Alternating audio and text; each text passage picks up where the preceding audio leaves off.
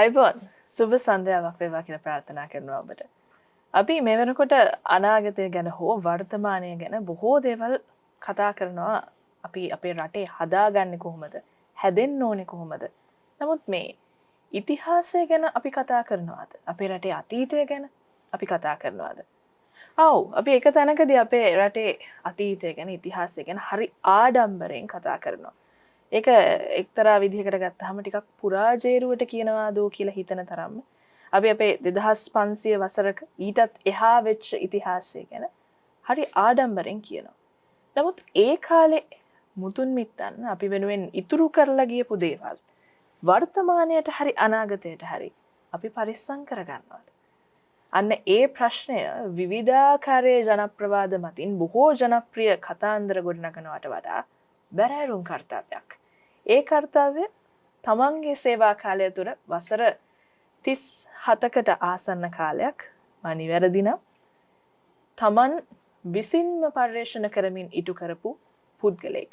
ශ්‍රී ලංකා රාජ්‍ය සේවයේ නොමැකෙන මතක සටහන් තැබූ පුද්ගලයෙක්. ආන්දෝලනාත්මක චරිතයක්. එහෙම කිව්වත් වැරදි නෑ එතුමා ගැන. හිටපු පුරාවිද්‍යා අධ්‍යක්ෂ ජෙනරාල් සෙනරත් දිසානායක මහතා. අයවන්න ඔබතුමන්ට. මම ඔබතුමන්ව එහෙම කියන අතර වාරේ දැන් වර්තමානයේට හඳුන්වා දෙන්නටත් ඕනේ මේ පුරාවිද්‍යා උරුමයන් කළමනාකරණය පිළිබඳ ජනාධිපති කාර්යසාධක බලකායේ වර්තමාන සමාජිකයෙකුත් වෙනවා ඔබතුමා. අපි කතා බහට මුල පුරන්නේ මම අර කියපු කතාව ඇත්ත නේද දිසානායක මහත්තයා? අපි සමහර දේවල් ගැන මහා ආඩම්බරෙන් කතා කරාට ඒවා පරිස්සම් කරන්න අපි ඒ තරම් හිතන්නේ නැහැ. ඒ උනන්දු නෑ ඇත්තටම. ඒ කියන්නේ අපි අපේ රටේ ගොඩාක් ජාත්‍යන්තර ආඩම්බර වෙන්න පුළුවන් කාරණා ගණනාවක් තියෙනවා. විශාල ප්‍රමාණයක්. නමුත් ඒ අතරම අනිත් පැත්තෙන් ගත්තම පුරාවස්තු ආරක්ෂා කිරීම පැත්තෙන් ඒ වගේ ඒ තරමට තැනක් දෙන්නේ නැහැ. ඒ ගොඩක් පැති ගත්තම එකක් වාස්තුවිද්‍යා පැත්ත, කලා ශිල්ප පැත්ත, ඒ වගේම අපේ ඉතිහාසයේ මේ වගේ හැම දෙයක් ගත්තාම අපි ජාත්‍යන්තරයේ ඉහළම ජාතීන් කීප අතර හිටියා. නමුත් අනිත් පැත්තෙන් ගත්තම ලෝකේ වැඩිම මේ වෙනකොට පුරාවස්තු සංහාරය කරන පිරිසක් ඉන්නේ මේ කාලේ. ඒ අතීතයත් වර්තමානත් මේ අතින් පරස්පරයි හරීම. අපි විශාල වශයෙන් අපි දැනුවත් කරන ජනතාව දැනුවත් කළා ඔවුන්ගේ උරුමය ගැන. නමුත් මේ දැනුවත් කිරීම මං කියන්නේ පළදායි නුනයි කියලා. නමුත් කවදත් මං හිතන්නේ මේක අපේ ට්‍රෙන්ඩ් එකක් වගේ පුරාවස්තු විනාශය කියන එක මේ නතර ගන්න බැරි අඩුවක් තියෙනවා. නමුත් නතර ගන්න බැරි බලවේගයකට ක්‍රියාත්මක වෙනවා. මං පුරායි දුරුමේ තියෙන ශේෂ්ත්‍ර ටික මං හිතන පස්සේ කතා කරත් හොඳයි. මේ ප්‍රශ්නෙට උත්තරම වගේ එකයි. පැහැදිලිවම සමහර දේවල් ගැන අර හරි වටිනාකම තේරෙන්නේ නැතුව අන්න ඒක නිසා තමයි අපි අර බොහෝ දේවල් නැති කරගන්නේ. දැන් අර මෙතුමා කිව්වා වගේ මුළු ලෝකෙටම අපිටම විතරයි මේවා තියෙන්නේ. අන්න ඒක නිසා අර කියපු ක්ෂේත්‍ර ටික ගැන අපි කතා කරමු. කොහොමද මේවා වෙන් කරලා තියෙන්නේ ඔබතුමන්ලගේ පැත්තෙන්? මෙම දැන් අපේ ක්‍රිස්තු පූර්ව 1000 වගේ වෙනකොට අපේ වීල් කලාපේ සම්පූර්ණ වැව් ටික හැදලා ඉවරයි. අපේ ඇත්තටම අපේ තරම් වැව් ගණත්වයේ තියෙන රටවල් එකක් වන්නේ ලෝකෙම. අපේ වැව් 34000ක් තිබුණා. තාම තියෙනවා ඒවා. ඉතින් මේ වැව් 34000 කියන හුදෙක්ම වැව් 34000 නෙමෙයි. මේකෙන් වෙන්නේ මේ හැම වීල් කලාපේ හැම අගලක්ම වවන්න පුළුවන් වුණා. ඉතින් මේකෙන් අර හොඳට බඩ පිරිච්ච જાතියක් ඇති වුණා. සෞභාග්‍යම් පිරි જાතියක් ඇති වුණා. ඊට පස්සේ පළවෙනි සෙවසෙන් පස්සේ මහා වැව් හදන්න ගත්තා. දැන් අර කුඩා වැව් නිකන් හදන්න බෑ. ඇත්තට මේකට සාමාන්‍ය භූමියෙන් බේසමාකාර පිහිටීමක් තියෙන්න ඕන. බේසමක භාගයක් වගේ. උස් කඳු ගැට දෙකක් තියෙනවා. ඉතින් ඒ වගේ භූ විෂමතාවයක් ඇත්තටම ආශ්චර්යයක් වගේ මේ රටේ. ඒ වගේ 34000ක් ඒ වගේ භූමි පිහිටීම් තියෙනවා කියන්නේ හරිම පුදුම උපදින දෙයක් ඇත්තටම. ඒ වතුර පිරෙව්වා ගම් හැස්සද්දුවා. ඊට පස්සේ මහා වැව් හැදුවා මේ ක්‍රිස්තුවස් පළවෙනි සිවසෙන් පස්සේ. ගම් වැව් අපි කියනවා මේ එලංගා පද්ධතිය කියලා. එක ජලපාරක් ඔස්සේ දිගට වැව් හදාගෙන යනවා. ඒ වගේ අතු දිගට වැව් හදාගෙන යනවා. ඒ වයින් නමුත් අර ඒකේ ජලය පිට වෙන්නේ අර ස්වාභාවික ඇලට. ඔයිට හෝ වැවට, ඔයිට හෝ ඇලට. ඒක නිසා අපිට ඕන හැටියට ඇල ගලා යන්නේ නැහැ. අපිට පාලනය කරන්න බෑ වතුර කොහෙට යනවද කියලා. නමුත් මහා වැව් හැදුවාට පස්සේ ඒවා පුළුවන් ඕනකම තිබුණා උපරිම දුරක් ගෙනියන්න. ඉතින් ඒක නිසා ඒ කට්ටිය සමෝච්ච රේඛාව ඔස්සේ ඇලවල් ගෙනිච්චා. මොකද සමෝච්ච රේඛාව ඔස්සේ පොඩි බැස්මෙන් ඇලවල් ගෙනිච්ච නැත්නම් විශාල දුරක් වතුර පාර ගෙනියන්න බෑ. පහත්මින් වස්සක් දන්න බෑ. ඉතින් ඒ වගේ එකක් වාරි කර්මාන්තේ. මොකද වාරි කර්මාන්තේ ගැන මේ අපේ ඔය යටත් විත්ත කාලේ මෙහි වැඩ කරපු රාජ්‍ය නිලධාරීන් ඒ කටින් මහා අභිමානයෙන් කතා කරනවා. ඉතින් එක්කෙනෙක් පාක කියනවා ජේම්ස් මේ පාක මහත්මයා කියනවා මේ රටේ බිසෝ කොටුව කියන්නේ වැවක තියෙන මේ සුපිරිම මේ කියන්නේ ඉතාමත් මවිතකර මේ නිමවුම මේ රටේ අපි ක්‍රිස්තුවර්ෂ පළවෙනි සියවස වගේ බිසෝ කොටු හදනකොට යුරෝපයේ 14 සියවසක මේ වගේ නිර්මාණ පහළ වෙලා තිබුණේ නැහැ කියලා. ඉතින් ගොඩාක් මෙහි වැඩ කරපු එමර්සන් ටැනන්ලා මේ බ්‍රෝඩි යං ඇඩම්ස්ලා ඒ වගේ ගොඩාක් අය මේ අපේ වැව් කර්මාන්තය ගැන විස්මයටපත් වෙනවා. එකක් ඒ කට්ටිය දුන්න සමෝච්ච රේඛා ගැන දැනුම, බිම් මට්ටම් ගැනීමේ දැනුම මේ වගේ මේ වර්තමාන තාක්ෂණයට කිසි විදිහේ නොදෙවෙනි. වර්තමාන තාක්ෂණය ඇත්තරම නැහැ. මේ වර්තමානයේ වගේ දෙයක් අපිට කරන්න බෑ. ඒ වගේ විශාල ඇත්තරම මම ගොඩක් වෙලාට මේ ලංකාවේ සભ્યත්වයේ සංස්කෘතිය මම අඳුනන්නේ මගේ මම විතරනේ ගොඩක් පුරාවිද්‍ය අඳුරන්නේ. ඒතර මේක වාරි ශිෂ්ටාචාරයක්. අපේ අංක එක වාරි කර්මාන්ත එකක්. ඊට පස්සේ අර මම කිව්වා වගේ බඩ පුරවාගත්ත જાතියක් බිහි වුණා. ඒ දැන් සාමාන්‍යයෙන් බඩ පුරවගත්තොත් තමයි හිත පුරව ගන්න පුළුවන්. දැන් ගොඩක් බඩගින්න මිනිස්සුර හිත පිරෙන්නේ නැහැ. තමන්ගේ බඩ ගැන හිතන්න සිද්ධ වෙනවා. අපි ගොඩක් බඩ පුරවගත්ත නිසා හිත පුරවගත්ත જાතියක්. මේ වගේ අද වගේ සංකීර්ණ අවශ්‍යතා තිබුණේ නැහැ. අද අපේ නොඑක් දේවල් දෙන ගයක් හදා ගන්න ඕන ලස්සනට වාහනයක් ගන්න ඕන සල්ලි වමනින් බඩගින්න උනත් වාහනයක් ගන්න උත්සාහ කරනවා. ඒ අදහස් තිබුණේ නැහැ. ඒ කියන්නේ බොහොම සරල පැවැත්මක් තිබුණ જાතියක්. උන්ට වෙන ප්‍රශ්නයක් තිබුණේ නැහැ. ඉතින් ඔවුන් ඊට පස්සේ කරේ ලෝකේ දැවැන්ත නිර්මාණ මේ පහල කළා. දැන් ක්‍රිස්තුවර්ෂ 4 වෙනි සියවස් වෙනකොට අපි ක්‍රිස්තුපූර්ව 2 වෙනි සියවස් වෙනකොට දුටුගැමුණු රජු සීමා බෝධි මේ රුවන්වැලිසෑය හැදුවා. රුවන්වැලිසෑය හදන වකවානුවේ ලෝකේ තියෙන උසම ගඩොල් ගොඩනැගිල්ල. ඊට පස්සේ දෙවෙනි සියවසේ වලගම්බ හැදුවා අබේගිරිය. ඒක ලෝකේ අදටත් පැරණි ලෝකේ දෙවෙනි උසම ගඩොල් ස්මාරකය. එතකොට ක්‍රිස්තු වර්ෂ 4 වෙනි සියවසේ මහසෙන් රජුව හැදුවා ජේතවනය. ජේතවන අඩි 400ක් උසයි. ඒක ලෝකයේ පැරණි ලෝකයේ අදටත් වර්තන උසම ගඩොල් ස්මාරකය. ඒ එක පැත්තෙන් ගඩොල් ස්මාරක ගැන ගත්තොත් එහෙනම් හැබැයි මීටර් උස ස්මාරක දෙකක් ලෝකයේ තියෙනවා තව ඒවා ගලින් හදපුවා. ඔය රැම්සෙස් පිරමීඩයයි ඒ ගීසායි තියෙන පිරමීඩ් තව එකකුයි. ඒ වගේ අපි වාස්තුවිද්‍යා පැත්තෙන් ඉහළින් හිටියා. ඒ වගේම මහල් ගොඩනැගිලි කියන පැත්තෙන් ගත්තොත් එහෙම අපි ක්‍රිස්තු පූර්ව දෙවෙනි සියවසේ අපි හැදුවා ලෝහාමා ප්‍රාසාදයේ තට්ටු 9ක්. තට්ටු 9ක් උස ගොඩනැගිල්ලක් හදනවා කියන එක සාමාන්‍ය අපිට බොහොම සැහැල්ලුවෙන් ගන්න අමාරුයි. විශාල තාක්ෂණයක් අවශ්‍යයි.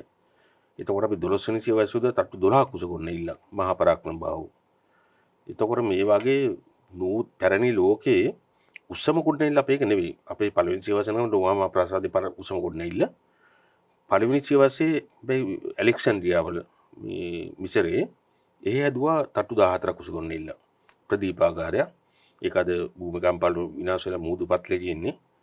ඉතින් අපි ලෝකේ ඉහළම ගඩොල් ස්මාරක හිමිකරුව, දෙවෙනි ගඩොල් ස්මාරක හිමිකරුව, තෙවන ගඩොල් ස්මාරක හිමිකරුව, ලෝකේ දෙවෙනි උසම මහල් ගොඩනැගිලි හිමිකරුව, ලෝකේ දෙවෙනි උසම මහල් ගොඩනැගිලි හිමිකරුව.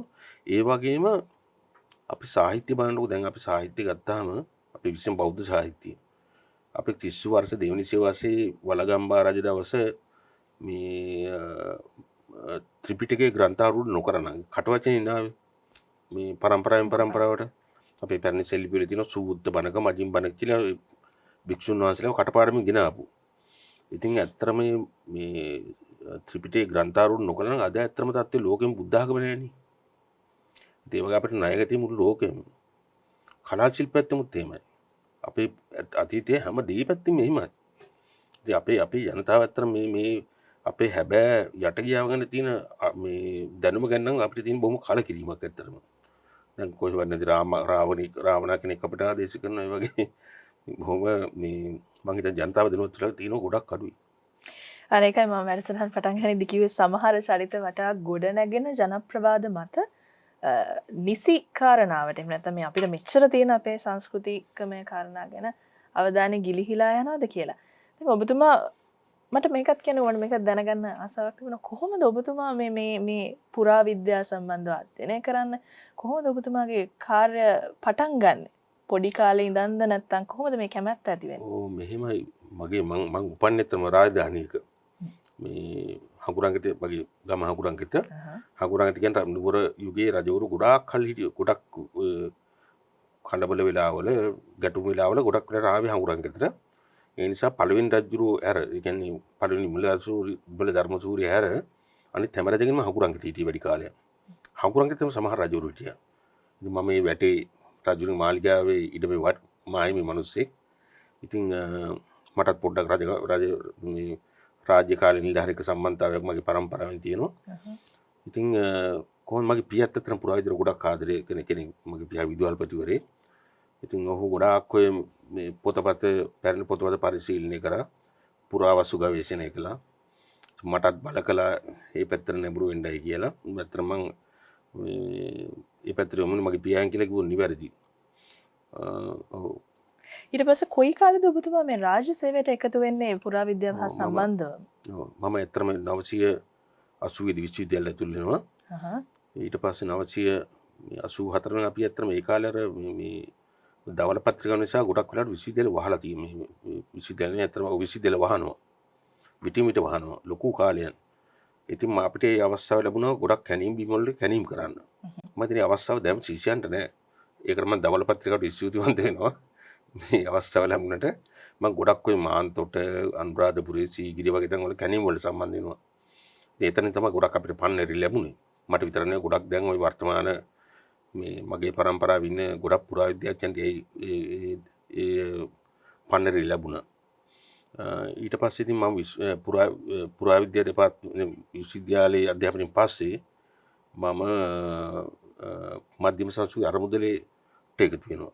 එතන වසර 4ක් විතර කැණීම් වලටයි සංරක්ෂණ වලට සම්බන්ධ වෙලා වැඩ කරනවා. ඊට පස්සේ මම මේ 988 දී පුරාවිද්‍යාලයේ පස්සේ සහකාර කොමසාරිස්වරයෙක් හැටියට සේවයට බැඳෙනවා. ඒක තමයි මගේ සාමාන්‍ය මුල් කාලේ ගමන. අනිවාර්යෙන් ඒක දැනගන්න අවශ්‍ය වෙන්නේ මේ ලංකාවේ රාජ්‍ය නිලධාරීන් අතර ඉන්නවා මේ වගේ සුවිශේෂී චරිත. අපි දන්නේ නැහැ මොනවද වෙන්නේ කියලා. අපි දන්නේ අපිට පිටතට පේන මොන හරි පුවත්පතක තියෙන සමහරට මෙතුමන්ලා පළ කරන අදහසක පොඩි කොටසක් විතරයි. හැබැයි මේ පිටුපස කාර්යය කාර්යභාරය පිළිබඳව අපි දන්නේ නැති නිසා ඒකයි මම එතුමා ගැන ඇහුවේ. මේ තරම් දන්න ආශාර සෙන්රත් දිසානායක කියන්නේ කවුද කියන එක අපි දැනගන්නත් ඕන නිසා. දැන් ඔබතුමාට පරම්පරා ගානක් මිනිස්සු මුණ ගැහෙන්නේ නැති. දැන් දවල පත්‍රිකාව සමයේ හිටපු අපේ හිටපු පරම්පරාවන් ඊට පසු පරම්පරාවක් හිටියා. දැන් වර්තමාන පරම්පරාවක් ඉන්නවා. ඔබතුමාට විශ්වවිද්‍යාලෙදිත් ඒ පරම්පරාව මුණ ගැහෙනවා ඇති. මේ පරම්පරා අතරේ ඔබතුමා දකින්නේ කොහොමද මේ රටේ ඉතිහාසය සහ පුරාවස්තු සම්බන්ධව? මෙයාට තියෙන නැඹුරුව මොකක්ද? කැමැත්ත මොකක්ද? නෑ උත්තර මම අතරම පුරාවිද්‍යාව ගැන කතා කරන්න ඉස්සෙල්ලා දෙයක් කියන්න ඕනේ. අපේ පරම්පරාව ඉස්සෙල්ලා පරම්පරාව කියන්නේ දැන් පුරාවිද්‍යාව වෙන ඕන විෂයක් කරනකොට විද්‍යා විෂයන් හෝ මොනවා කරත් මොන දෙයක් කරත් මිනිස්සුගේ සංවේදීත්වය කියන තියෙන්න බෑ. දැන් අපේ කාලේ අපිට මේ අපි පාසල් අධ්‍යාපන පස්සේ ටියුෂන් ගියේ නෑ. අපි ඇත්තටම ගහකොළත් එක හැසිච්ච මිනිස්සු. අපිට ටෙලිවිෂන් තිබුණේ නෑ. එක දිගට බලන්න ටෙලිවිෂන් තිබුණේ නෑ. ඒ වගේ අපේ විනෝදයේ තිබුණේ පන්සල ආශ්‍රයේ තියෙන උත්සවවල ඔය මල් වට්ටු වෙන්නේ සිය නාඩගම් වෙන්න පුළුවන්. ඒ වගේ ඒවත් එක හැසිරුණේ. අපේ විනෝද යනකම තැන පන්සල ඒ කාලේ. අපි පන්සලට තමයි අපි ඒත් එක්කම අපි වෙසක් උත්සව අපි බොහොම ආගමික වගේම අපි ගොඩක් ආදරය කරපු උත්සවයක්. අවුරුද්ද කියන්නේ අපි අවුරුද්දක් තිස්සේ බලන්නේ අවුරුද්ද දෙනකම්. ගහකොළත් එක අපි හැසිරුණේ. අපි කැලෑවල ඇවිදලා, කෙත්වල කුඹුරු වල ඇවිදලා ඒ වගේ අපි ගොඩක් පරිසරයත් එක්ක ජීවත් වෙච්ච මිනිස්සු. හැබැයි මේ නූතන දරුවට ඒ අවස්ථාව නෑනේ. ඇත්තටම අපි සතාසීපාවට ගහකොළට ආදරය කරන්න ගත්තේ ඒවත් එක්ක හැසිරিলা. ඉතින් ඒ වාසනාව නූතන පරම්පරාවට නූතන දරුවට නෑ. ඉතින් ඒක ලොකු හේතුවක් කියලා මම හිතනවා මේ හැම ශේෂ්‍යම කඩා වැටීමට සංවේදීකම. අපි ඒත් එක්කම කලාවට ලැබි වුණා. අපි පොත් රස වින්දා. අපි පොඩි කාලේ තිබුණා ඇත්තටම හත්පන මගුල් කෑම ඒ වගේ මේ ගොඩක් පොත් කියවනේ. ඒක ළමයි තුන ළමා මනසට ගැලපෙන පොත් ගොඩක් තිබුණා. ඉතින් මම පුරාවිද්‍යාව වැඩි මේ ඒ තියෙන කෘති පරිශීලනය කිරීමෙන් අපේ මනසට අර ඕනෑම විෂයක් හැදෑරීමෙන් ලැබෙන ශික්ෂණය ලබන්න හොඳ පදනමක් වැටුණා. ඒ වාසනාව දැන් දරුවන්ට නැහැ. මගේ දරුවෝ දෙන්නෙක් නේ, ඒ දෙන්නටත් නැහැ. දැන් ගොඩක් වෙලාවට මේ නූතනයි කියන මේ ඉන්ටර්නෙට් තාක්ෂණය මේ හැම දෙයකින්ම අපේ හැම දෙයකම මේ වල කැපිලා දිනුවොත් හරි වල කපලා. ඒකත් එක්ක දැන් පරම්පරාවන් වලට මේ දේවල් ගැන වටිනාකමක් නැති හින්දා ඔබතුමාට මෙහෙම හිතෙන්නේ නැද්ද? දැන් පරම්පරාවන්ට ඒ දේවල් ගැන වටිනාකමක් නැති නිසා අර ඔබතුමා මුලින්ම කියපු පුරාවස්තු සංහාරය කරන අයට වැඩි ලේසි වෙලා කියලා. ඔව් ගොඩක් වෙලාවට දැන් පරණ මේ අපේ පුරාවස්තු පැරැන්නෝ අපේ කාලේ සහ ඊට පෙර පැරැන්නෝ විනාශ කරන්න හිතුවන්නේ. මොකද මේ ඒ කාලේ බුදු පිළිමයක ලයට මේ අලවංගු ගහනෝගේ හිතුවන්නේ ඒ කාලේ. ඉතින් එච්චර මේ බුදු සමයෙන් හික්මිච්ච සමාජයක් තිබුණේ. අපි බුදුන් වහන්සේගේ විතරක් නෙවෙයි නිකන් අපි පොතක මේ අච්චු ගහ පොතක කොළයක් බිමට තුමුත් අපි පෑගුවේ නෑ. ඒක උඩින් අරන් තිබ්බා. අපි බත්තට පෑගුවේ නෑ. ඒක උඩින් අරන් තිබ්බා. ඒ වගේ මේ අපි හැම දෙයකම ගරු කරපු જાතියක්. මේ මං හිතන්නේ මේ කාලයක් හිටර ගත්තොත් එහෙම මේ නිදහස් ආර්ථිකයේ ඒ වගේ දේවල් ආවට පස්සේ අර අපි සංස්කෘතිය සම්පූර්ණ කෙමෙන් දී වෙන්න ගත්තා. අපි අපේ මේ දෙයට ගරු කරන පුරුද්ද අපෙන් ඈත් වුණා. ඉතින් මේ ඒකෙන් නිෂ්පාදනය වෙච්ච පිරිසක් තමයි පුරාවිද්‍යාවට විශාල වශයෙන් වයි කියන්න ඕන. ඔවුන්ට අර අපේ ආගම ගැන හැඟීමක් නැහැ. මං කියන හැම කෙනාම නෙවෙයි පුරාවිද්‍යාවට යොමු වෙච්ච පිරිස. අර මම කියපු පසුබිම නැති පිරිසක් අතින් තමයි ගොඩක් වෙලාවට අපිට පේන්නේ මේ දේවල් වෙනවා කියලා පේන්නේ. ඒ පසුබිම නැති පිරිසකට. දැන් ඇත්තටම පුරාණයේ මේ අපි දැන් හැම ගමකම වාගේ පුරාවස්තු ගැන මිත්‍යා කතා තිබුණා. අපේ පැරැන්නු අපේ කිරියම්මල හැම අපි නිදියන්ට එනකොට ඒ වගේ ලස්සන කතා කිව්වා. ඒක ගොඩක් වෙලාවට අතීතයේත් එක්ක ඈදිච්ච කතා.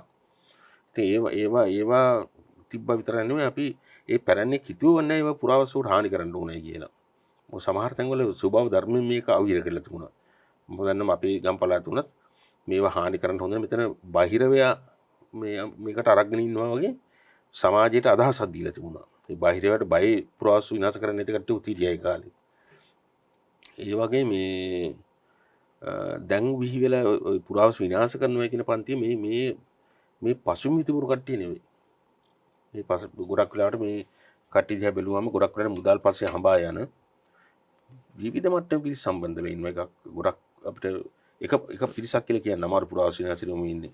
ව්‍යාපාරිකව මේ අස්සේ ඉන්නවා, දේශපාලනඥයෝ ඉන්නවා, හමුදා පොලිස් නිලධාරි විශ්‍රාමිකවෝ ඒ වගේ පිරිස ඉන්නවා.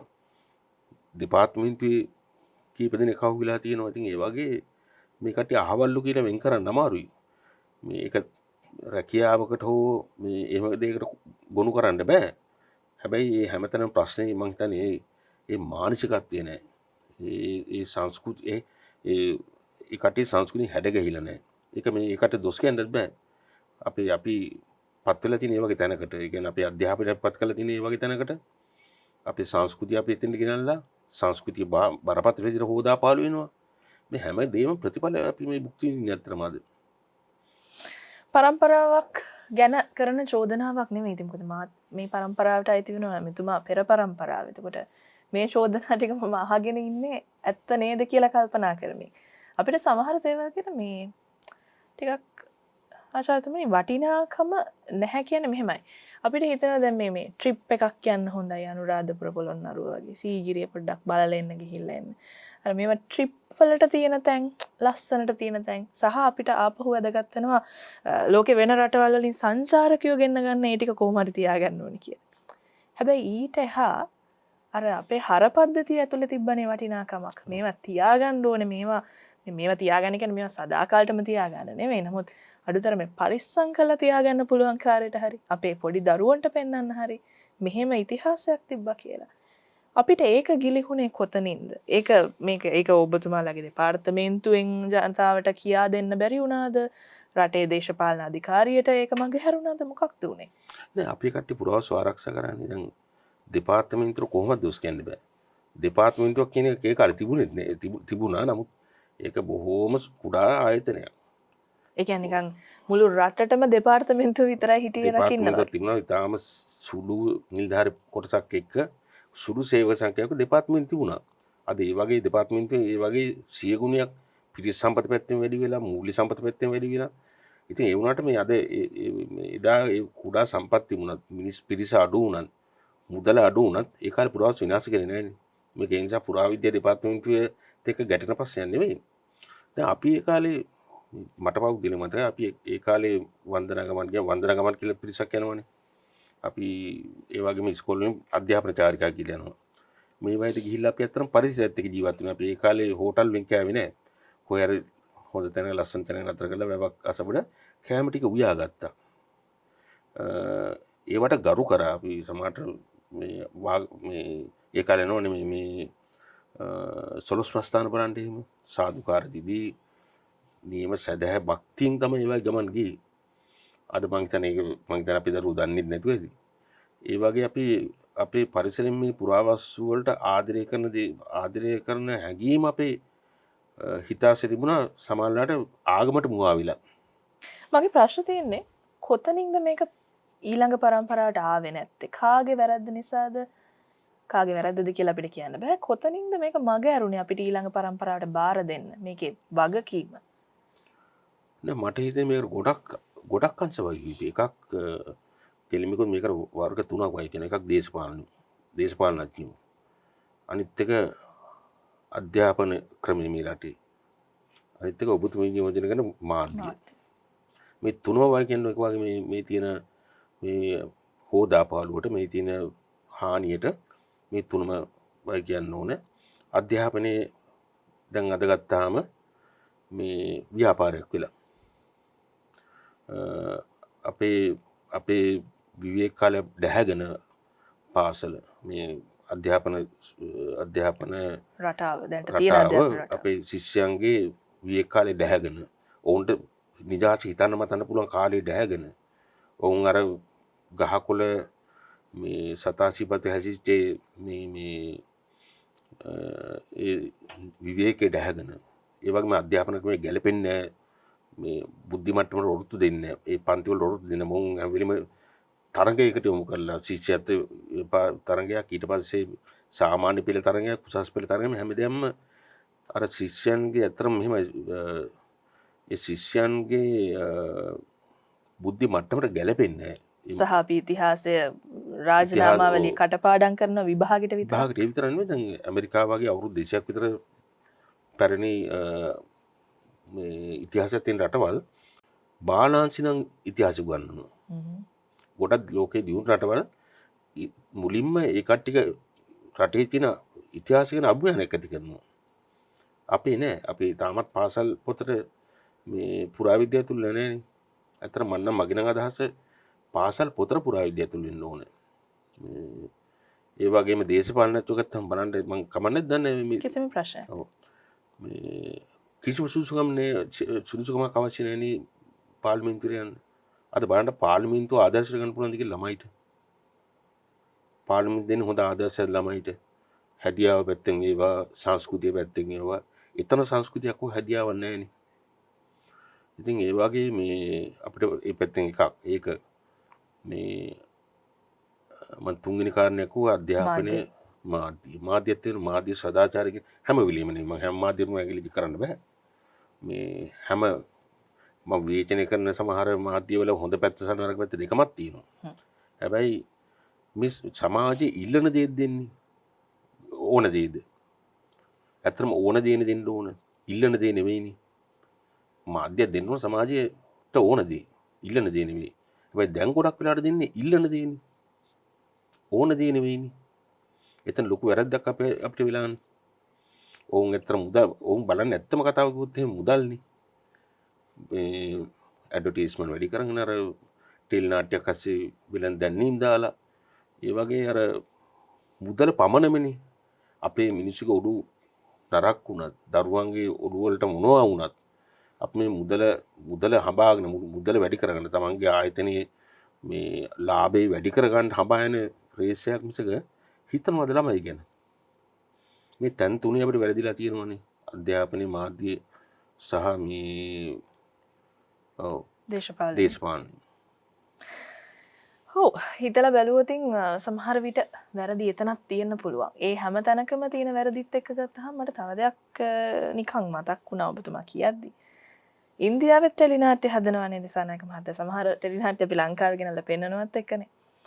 මේ ටෙලි නාට්‍යවල හැම ටෙලි නාට්‍යෙම හැම චිත්‍රපටයේම ඔවුන්ගේ දෙවිවරුන්ව පෙන්නනවා. ඔවුන් දෙවියන් නම දින විදිය, දෙවියන්ට තියෙන භක්තිය සහ ඔවුන් කොහේ හෝ තැනක රට ගැනත් කොටසක් එකතු කරනවා. දැන් හින්දි චිත්‍රපට ගත්තාම ඔන්න ඒ හින්දි චිත්‍රපටවල බොහෝ වෙලාවට තමන්ගේ රට ගැන තියෙන අභිමානය එකතු කරනවා. ඔව්. නමුත් ලංකාවේ කලා නිර්මාණ ඇතුලේ අපි ගැන කියන්න දේශාභිමානයේ හැදෙන තැනක් ඔබතුමා එහෙම අඩුවක් දකින්නේ නැද්ද? අනිවාර්යයෙන් මොකද මේ එකක් මොකද අපේ ඒ දේශාභිමානය කියන එක කතා කරන ගොඩක් මඩුයිනේ. එතන කතා කරන මාධ්‍යනේ. අපිට ගොඩක් දැන් ලං වෙලා ඉන්න මාධ්‍යනේ. අපි ගොඩක්ම ලං වෙලා මාධ්‍යයත් එක්කනේ. හැම දැන් දරුවෝ ඒක අවාසනාවක්. දැන් දරුවෝ නිකන් හැම වෙලේම ටෙලිෆෝන් එකක් ඔබවගෙන ඉන්නේ.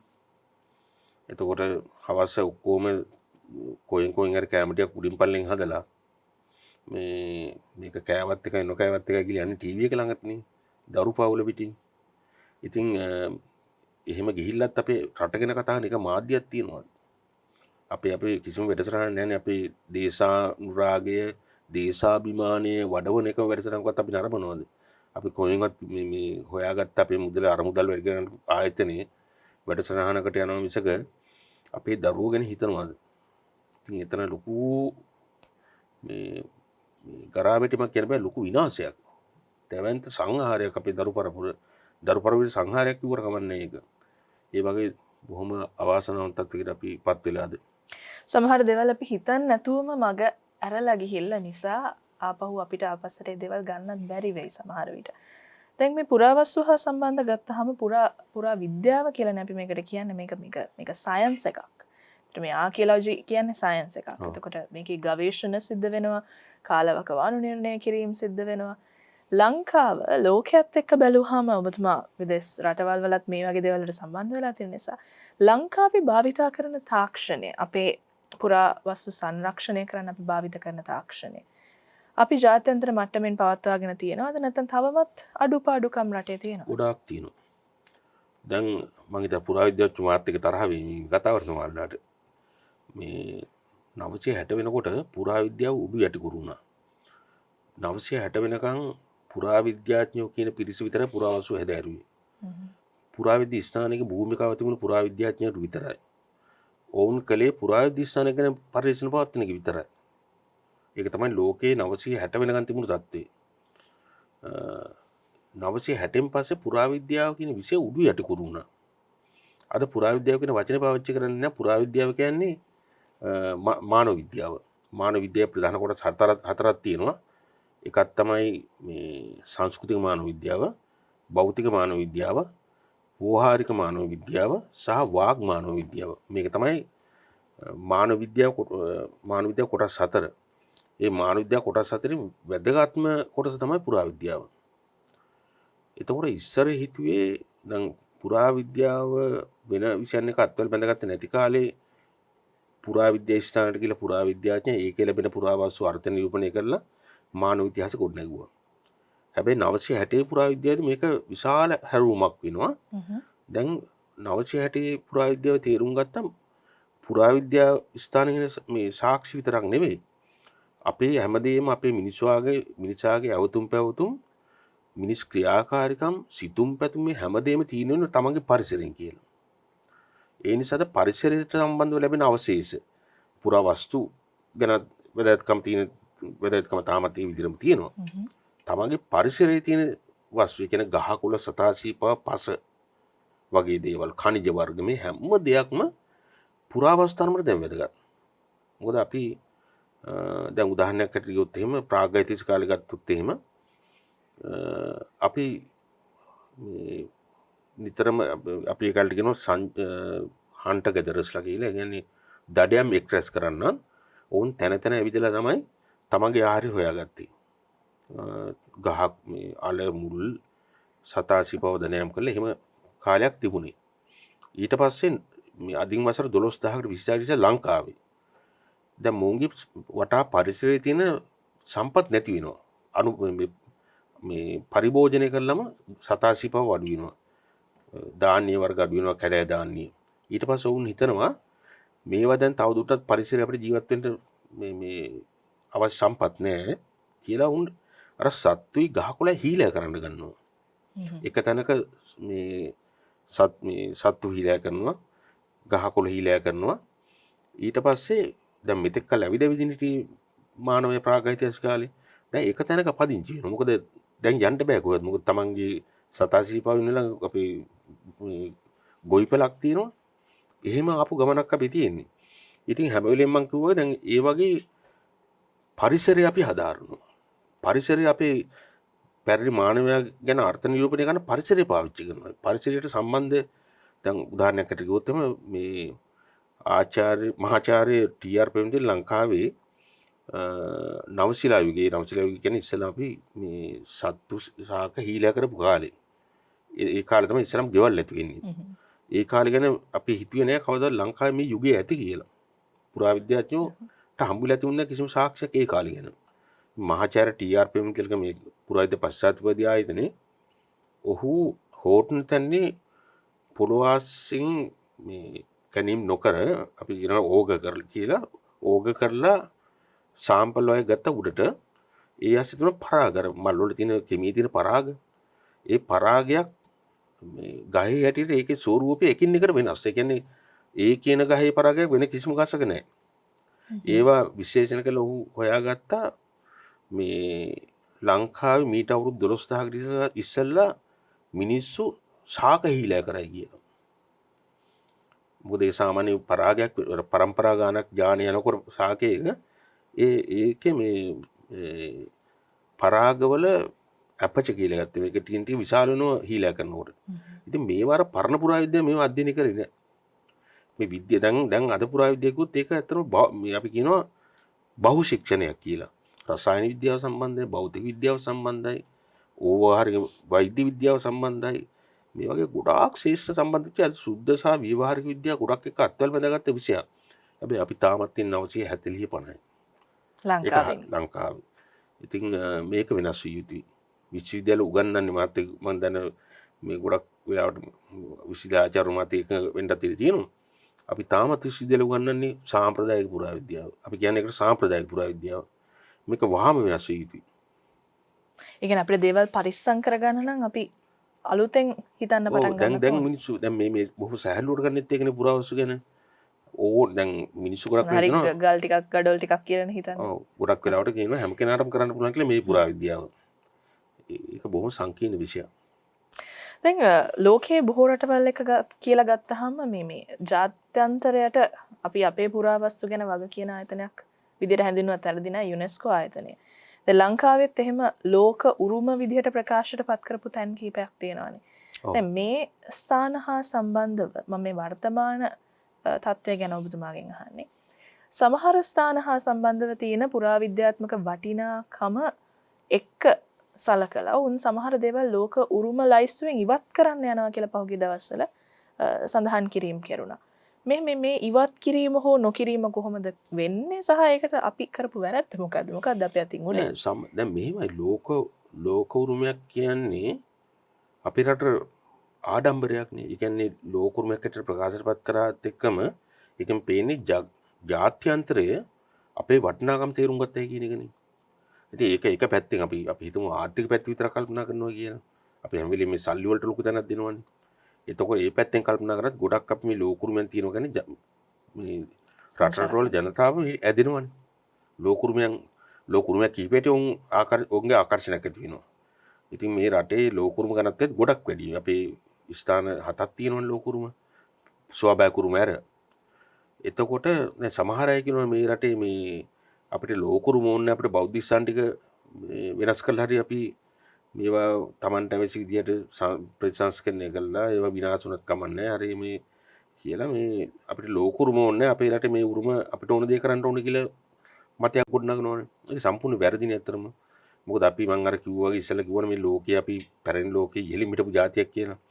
ඒ අදහස අපි ඉස්සරහට ගෙනියනවද මෙතනින් නැති කරගන්නවද? අපි ලෝකේ ඉහළම තැනක හිටපු මිනිස්සු කියන්නේ. අපිට ආඩම්බරෙන්ට තියෙන ওই වගේ කරුණු කීපයක් විතරනේ. දැන් ඇත්තම කිව්වොත් එහම අපි මේ මත්පැන් පැත්තෙන් අංක එකේ ඉන්න රටක්. වෙන අපේ අභිමානයට මේ බාධා වෙන අපි අභිමානයේ පහත හෙලන දේවල් ගොඩක් තියෙනවානේ. මේ අස්සේ තියෙන අපේ ජාතියට ගත්තාම අපිට ආඩම්බරෙන් පුළුවන් අපේ උරුමයේ පරිසරයෙන් ගොඩක් අය කියන මේ රටේ මේ ජෛව විවිධත්වය මේ පරිසරය මේක ලෝකේ කොහෙවත් රටක මේ භාග්‍ය තියෙන රට මේ භාග්‍ය තියෙනවද කියලා බලන්නකෝ. අපි උරුමයෙන් බොහොම පොහොසත් ස්වභාවික පරිසරයෙන් අපි පොහොසත්. ඉතින් අපි මේවා නැති කරගන්නවාද? අපි සිංහරාජ්‍ය වනාන්තරේ එලි කරලා නගරයක් ඉදි කරනවාද? අපි අනුරාධපුරයේ නගරය ඇස්සේ අපිට පුළුවන් තරුපය හෝටල් ගොඩක් හදලා ඒ තියෙන පුරාවිද්‍ය ස්ථානවල තියෙන හැම ගොඩනැල්ලටම පරණ ගල් කණු තියෙන ගොඩනැල් වහලවල් ගහලා බිත්ති හදලා ලොකු දෙයක් කරන්න පුළුවන්.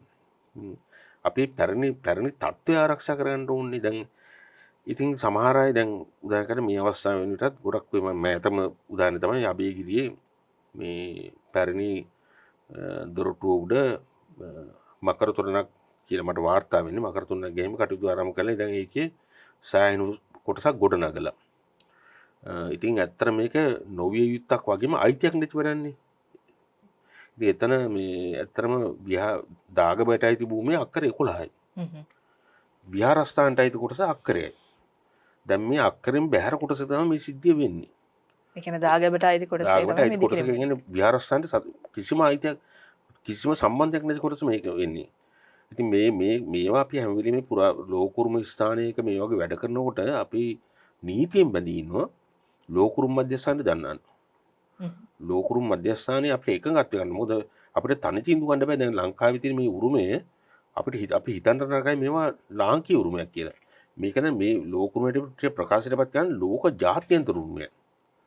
එතකොට මේ ජාත්‍යන්තර උරුමය මේ අපි යුනෙස්කෝට බයින් එක පළක් නැති වැඩක්. යුනෙස්කෝ කරන්නේ අපේ රටේට අභිමානයක් ඇති කර දීම. ඒ වගේ සංවිධානයක් පිටවල තියෙන්නේ මේ රට උරුමෙන් ආරක්ෂා කරන ජාත්‍යන්තර මට්ටමට. මොකද අපි ඔක්කොම මිනිස්සු. මේ රටේ හිටියත් ඉන්දියාවේ හිටියත් ඇමරිකාවේ හිටියත් අපි ඔක්කොම මිනිස්සු. එතකොට අපි මේ විවිධ හම සුදුකම් නිසා නොයෙක් දේවල් නිසා අපි බාහිර ස්වරූපයෙන් වෙනස් වෙන්න පුළුවන්. නමුත් මානව විද්‍යාඥයෝ මුලදී මේක නියතුරු කතාවක්.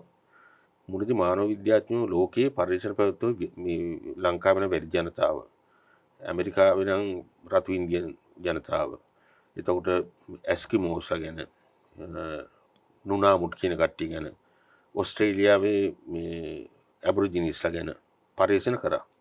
මොකද ඔවුන් හිතුවා මේ ලෝකෙට වඩා වෙනස් පිරිසක් කියලා ඔවුන්. හැබැයි දැන් කවදාවත් මානව විද්‍යාඥයෝ පරිශන කරන්නේ ගෝත්‍ර ගැන. මොකද දැන් මානව විද්‍යාවේ තියෙන ප්‍රධානම ඉගැන්වීමක් තමයි දැන් ලෝකයේ මිනිස්සු බෙදන්න බෑ කියලා.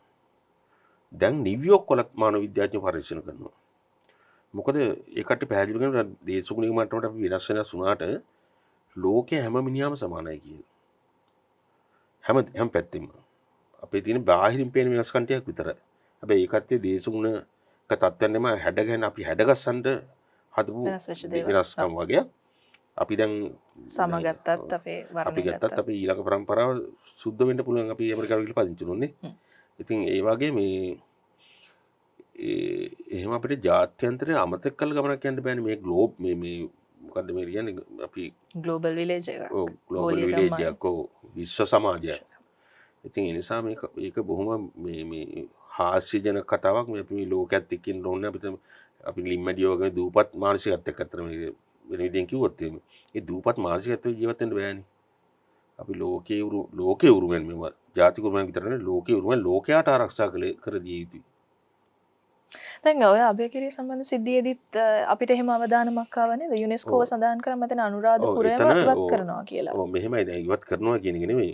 ඉවත් කිරීමේ අවදානමක් තියෙනවා කියලා. අවදානමක් තියෙනවා කියලා. දැන් ඇත්තරම මේ මම අර ඉස්සෙල්ලා කිව්වා වගේ ඒ කියන්නේ මොකක්ද මේ කෙරෙමින් තිබුණේ මේ පුරා විද්‍යාත්මක වටිනාකමක් තියෙන භූමිය මත ඒ ගඩොල් හෝ ඒ ඉදිකිරීම මතද මේ යලිත් ඉදිකිරීම වුණේ? පැරණි දැන් අභයගිරිය දාගම් මළුවේ වටා තියෙන ප්‍රාකාරයේ උඩ මේ ගොඩනැගීම කරමින් තිබුණේ. ඒ කියන්නේ අපි සාමාන්‍ය මේ ගොඩනැගීම් වලට ඉඩ දෙන අවස්ථා තියෙනවා. හැබැයි පුරාවසල පොඩ්ඩක්වත් හානියක් නොවෙන්න. දැන් මේ තියෙන කණු යන්නේ පැරණි දාගෙම වටේ කණු උඩ මේ වටේ බිත්ති උඩ. එහෙම අපි කරන්නේ අපි පැරණි දේ ඒ විදිහම ආරක්ෂා කරමින් ඒකට හානියක් නොවෙන්නයි මේ අලුත් යමක් එකතු කරන්නේ ඒ තමයි අත්‍යවශ්‍ය නම්. අපි මේකෙන් අදහස් කරන්නේ මේ සියල්ලම මේ බෞද්ධ සදහැවතුන් ගේ අවශ්‍යතා තියෙනවනේ. දැන් ඕන කෙනෙක් සතුරුයි මේ මල් පූජා කරන්න සදහැවතුන්ගේ අහිංසක අවශ්‍යතාවයක්. ඒක වන්දනා කරන්න ඕනේ. හැබැයි ඒකට ඒ පැත්ත ගැන බොහොම මේ මධ්‍යස්ථව නම්මිය සීලව පුරාජ්‍ය දෙපාර්තමේන්තුව බලනවා. ඒ වගේ අවස්ථා දෙනවා. අපි හැම වෙලෙම නෑ මේ මල් පූජා කරන්න එපා. මෙතන පහන් පූජා කරන්න බෑ. මෙතන වඳින්න බෑ කියලා කියන්නේ. දෙපාර්තමේන්තුව බොහොම මැද තැනක ඉන්නවා. ඒ කියන්නේ මේ ස්ථාන සදහැවතුන්ගේ ගෞරවය ආරක්ෂා කරන්න ඕනේ. ඒවට අවස්ථා දෙනවා. අපි යවුවොත් එහෙම මල් පූජා කරන්න මෙතන මේ මොකක් හරි ආසනයක් ඉදි කරලා දෙන්නකොත් දෙපාර්තමේන්තුව මං හිතන්නේ කවදාවත් ඒක එපා කියයි කියලා. හැබැයි ඒ වගේ ඒවා සීමාවක් ඇතුව. ඒ කියන්නේ ඒකේ තියෙන දැන් සමහර අය කියනවා මේ කපලාරු කරන්න ඕනේ කියලා මේ දාග. දැන් අභයගිරියමත් ওই ප්‍රශ්නේ තියෙනවා. අභයගිරි දාගම කපලාරු කරන්න යෝජනාවක් ආවා. ස්වාමීන් වහන්සේ විහාරාධි ස්වාමීන් වහන්සේම යෝජනාවක් ආවා. අගමැතිතුමාට යෝජනාවක් කරලා තිබුණා ඒ ජනාධිපතිතුමාට ඒ කාලේ. යෝජනා කරලා තිබුණා මහින්ද රාජපක්ෂ මැතිතුමා ඒ කාලේ. ඉතින් මමත් උපදේශ සභාවත් අගමැතිතුමා ළඟට ගියා. ඉතින් අපි මේක පැහැදිලි කළා. දැන් මේ එකක් පැහැදිලි කළේ දැන් මේ ලෝකුරුමයකට ප්‍රකාශයට පත් කරන්න මුල් වෙච්ච හේතු කීපයක් අනුරාධපුරේ තියෙනවානේ. ඒ වගේ නිමිති කීපයක් තියෙනවා. එකක් තමයි මේ ජේතවනාරාමේ අනුරාධපුරේ තියෙන ලෝකේ විශාලම ගඩොල් ස්මාරකය. දෙවෙනි ස්මාරකයේ අභයගිරිය. ලෝකේ දීර්ඝතම ඉතිහාසයක් තියෙන මේ ශාකයේ රුවන්වැලි මේ ශ්‍රීමා බෝධීන් වහන්සේ. ඉතින් මේ වගේ නිමිති කීපයකටයි අනුරාධපුරේ ජගත් උරුමයකට නම් කරලා තියෙන්නේ. ඒ වගේ ලෝකුරුමකට නම් කරන්න විශ්වීය වටිනාකමක් තියෙන්න ඕනේ. නැත්තම් නම් කරන්නේ මේ රටේ වැදගත් තුනක් නම් කරන්නේ. ඒකේ ජාත්‍යන්තර වටිනාකමක් තියෙන්න ඕනේ. ඉතින් ඒ වගේ ජාත්‍යන්තර වටිනාකමකට හානියක් වෙනවා නම් යුනෙස්කෝ වහාම ඇවිල්ලා ඒකට මැදිහත් වෙනවා.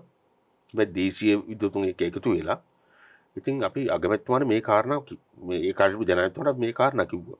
මේක විශ්වීය වටිනාකමක් තියෙනවා මේ වගේ මේ කපලාරු කරලා හුණු ගෑවොත් එහෙම මේක විශ්වීය වටිනාකමට හානියක් වෙන්න පුළුවන්. ඒත් මේ කපලාරු කරන්න බෑ මේක. මොකද ඒක අපි අභයගිරිය ජේතවනයේ සංරක්ෂණය කර අභයගිරියේම ඒ තියෙන ස්වරූපෙටමයි අපි සංරක්ෂණ අත ගන්නකොට තිබුණානේ ස්වරූපය. සාමාන්‍ය දාගම බුබුලාකාරයිනේ. හැබැයි ඒ තියෙන විදිහමයි ගඩොල් වර්ග කීපයක් ආරක්ෂාවට දාලා මේක සංරක්ෂණය කරේ. එතකොට මේක සම්පූර්ණයෙන්ම මේක අර්ධ කවයක් හැටියට කරොත් එimhe දාගම ආයතන මුලින්ම ගලවන්න ඕනේ. ඒක දැන් ওই දාගම හදන්න අවුරුදු 30ක් ගියා. තවත් අවුරුදු 30ක් මේක ගලවන්න ඕනේ. ඉතින් මේක කරන්න බැරි බව අපි ඒක ජනාධිපතිතුමාට පෙන්වා දුන්නා. එතුමා හැබැයි බොහොම නම්මී සීලව උපදේශ සභාවට ඇහුම්කන් දුන්නා. සහායක ඒ අවස්ථාවේදී නැවතුණා නේද? ඒ අවස්ථාවේදී. සහ මේ දැන් ඒක උදාහරණයක් විතරයි අභයගිරිය කියන්නේ. මේක මේ තනි හුදකලා සිද්ධියක් විදිහට දකින්නව නෙවෙයි මේ. ඊටත් අමතරව තවත් තියෙනවානේ ඔබතුමාට බොහෝ වෙලාවට මේ පුරාවිද්‍යාව සම්බන්ධව කටයුතු කරන්න වෙන්නේ. අපේ බොහෝ දේවල් තියෙන මේ බෞද්ධාගමික ස්ථානනේ බොහෝමයක් මේ පුරාවිද්‍යාව වටිනාකම් තියෙන නම් කළා තියෙන ස්ථාන. එතකොට මේවා පරිස්සම් කරගන්න යද්දී අපේ පන්සල් බොහෝ වෙලාවට සංවර්ධනය වෙමින් පවතිනවානේ. තවමත් බොහෝ අලුත් ගොඩනැගිලි හැදෙනවා.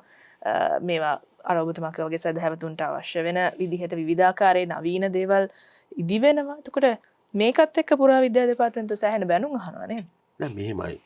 පුරාවිද්‍යා දෙපාර්තමේන්තුව බොහොම මේ මොකද්ද සද්භාවයෙන් කරන රැඩිකල් විදිහට ගිහිල්ලා නෑ මේවා කිසි දෙයකට බෞද්ධයන්ට අයිතියක් නෑ. බෞද්ධයන්ට ඕන දේවල් කරන්න බෑ කියන මතේ කවදාවත් නැහැ. ඉතින් දැන් උදාහරණට අපේ දෙපාර්තමේන්තුවක් හැටියට මම අපේ කියන්න බෑ මම තාමත් දෙපාර්තමේන්තුව අපේ අයිතියක් තියෙනවා. අපි මේ ඇත්තම සදහැවතුන් අවස්ථා ඕන තරම් බලලා තියෙනවා. දැන් අපි අපේ අවශ්‍යතාවය තමයි ආගමික වැදගත්කමක් තියෙන අතිශයම වැදගත් ඒවා අපි සදහැවතුන්ට ඕන විදිහට සංරක්ෂණය ගන්න ඕනේ. ඒ අනුව සේරුවාවිල දැන් හුණු කාලෙප කළා දාගබකට සංරක්ෂණය කළා අවසానයි. සෝමාවතිය ඒ ආකාරයෙන් සංරක්ෂණය කළා අවසానයි. තිස්ස මහරාමේ දාගබ 3ක් පැරණි දාගබ 5න් 3ක් දැන් සදහැවතුන්ට ඔය කියන ආකාරයෙන් සදහැවතුන්ට මේ ප්‍රතිසංස්කරණය කළා අවසානයේ ඒක අපි සංරක්ෂණය කියන්නේ ප්‍රතිසංස්කරණය.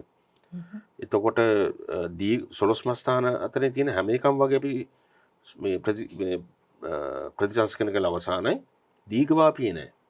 හැබැයි දෙපාර්තමේන්තුවම තීන්දුවක් ගත්තා දීඝවාපිය සදහැවතුන්ට ඕන විදිහට කපලා අරු කරලා දෙන්න ඕනේ කියලා. හැබැයි ඒත් එක්කම පුරාවිද්‍යා ලෝක අපි දැන් අපි මොකද්ද වෙන්නේ ඊළඟ පරම්පරාවට?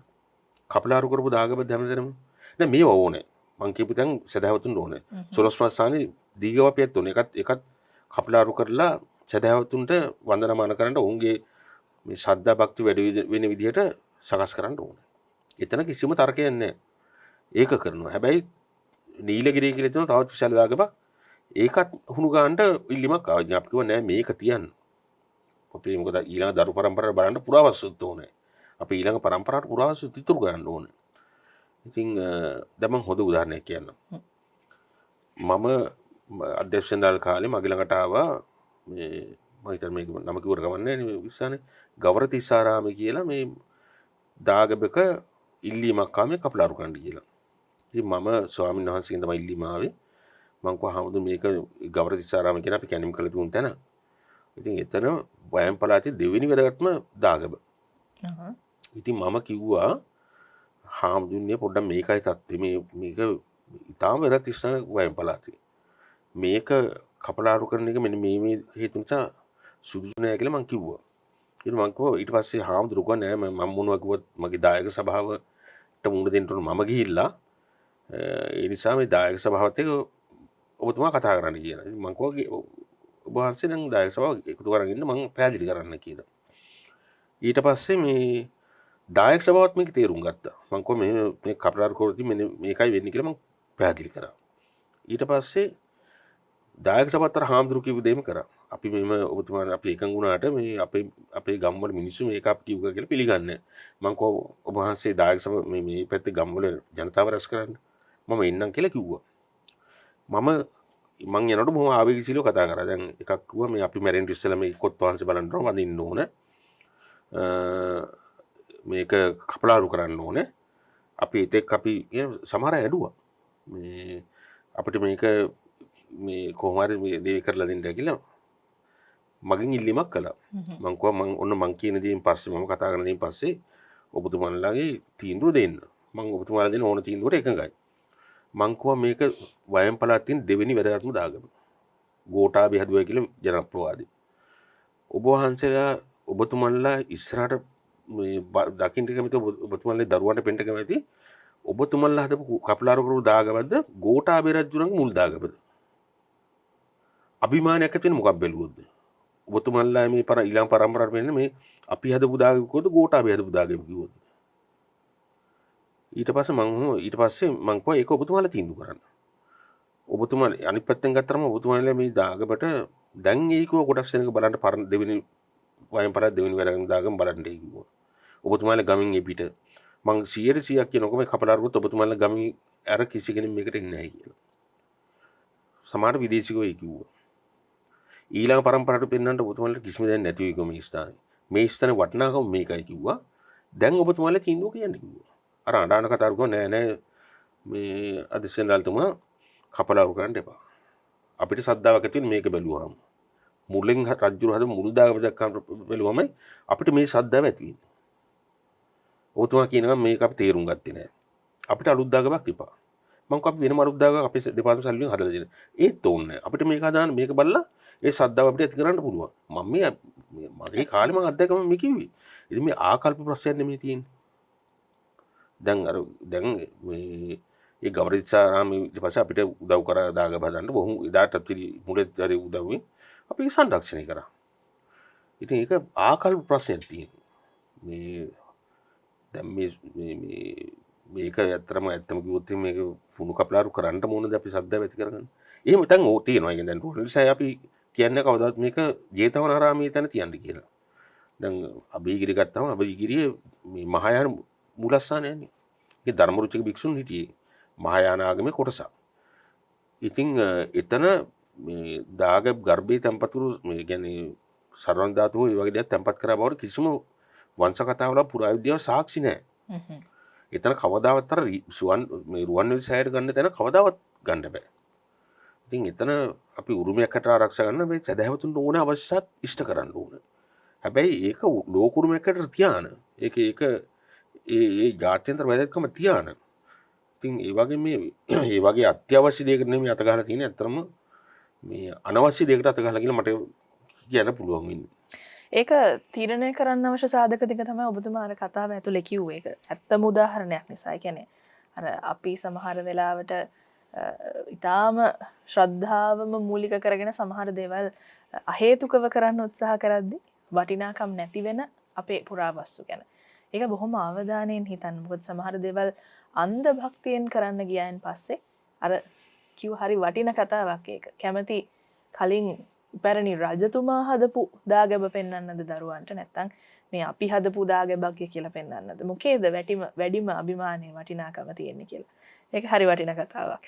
දැන් ඔබතුමාට ඒ වගේ ආගමික සිද්ධාස්ථාන මේ සාමාන්‍ය ජනතාව එක්ක දායක සභා එක්ක හැප්පෙනවා වගේම රටේ දේශපාලකයෝ එක්කත් හැප්පෙන්න වෙනවානේ. ඔබතුමාට ඒක නැත් අත්දැකීම් තියෙනවා. එක වතාවක් මේ පුරා විද්‍යාව සම්බන්ධ අවුරුදු ගාණක් වැඩ කරපු ඔබතුමා අධ්‍යාපන අමාත්‍යාංශයට අනිවාර්ය මාරුවීමක් ලබනවා. මොකද ඒ අවස්ථාවේ සිද්ධ වුණේ? නෑ මගේ මෙහෙමයි දැන් මගේ පෞද්ගලිකව මම ගත්තොත් මගේ ජීවිතේ ස්වර්ණමය කාලේ. අවුරුදු දෙකමාර මම ගොඩක් පොත් ලිව්වා. මේ මගේ අපි දන්නවා ලැබිච්ච අවස්ථාව මොකද අධ්‍යක්ෂණල් තන්ත්‍ර කියන්නේ මගේ නීරසම කාලේ. වෙන කිසි මොකද පුරාවිද්‍යාඥයෝ පුරාවිද්‍යා පරීක්ෂණ කරනවා වෙනකොට අපිට ෆයිල් එක මේ සටන් කර ඉන්නවා මිසක සාක්ෂි වැඩ කරන්න විවේකයක් නෑ අධ්‍යක්ෂණල් තන්ත්‍රේ. මම ගොඩක් දැන් ලියපු පොත් ටික මම ලිව්වේ ඒ කාලේ. මේ මගේ පැත්තෙන් ගත්තාම ඉතින් ඇත්තටම මෙහෙමයි දැන් මේ ඉවකට හිටපු අධ්‍යාපන අමාත්‍යවරයා මේ මට කිව්වා මේ අනුරාධපුර ව්‍යාපාරිකයෙක් මේ කොයි වර්ෂයේදීද? වර්ෂයකට 2018. හරි. මට කිව්වා මේ සීගිරිය කිට්ටුව තියෙනවා පුරාවිද්‍යා ස්ථානයක් කළු දීපගුණ කියලා. ඒක ලංකාවේ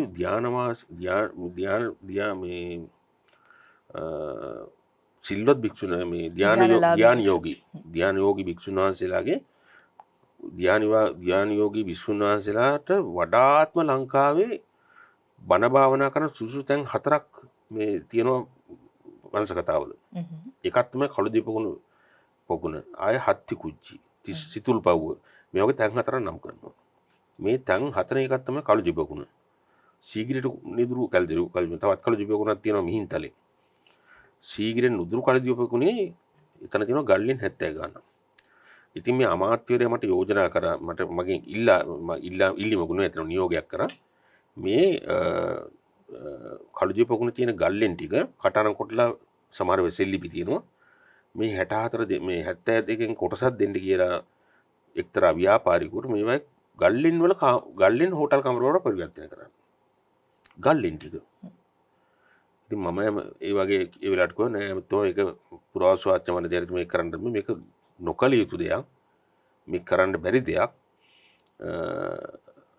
ඊන කතාව මම කිව්වා. භික්ෂුන් වහන්සේලා හිටපු ගල්ලෙන්. සැලකෙන ගල්ලෙන්. ඔව්. ඉතින් මට ඒ වෙලාවේ නියෝග කරා අමාත්‍යවරයා මේක ගිහිල්ලා මේ ව්‍යාපාරිත් එක්ක බලන්න කියලා. මම එයත් එක්ක ස්ථානට ගියා. මම ස්ථාන බලන්න ගිහිල්ලා මම කිව්වා මේක දෙන්න බෑ.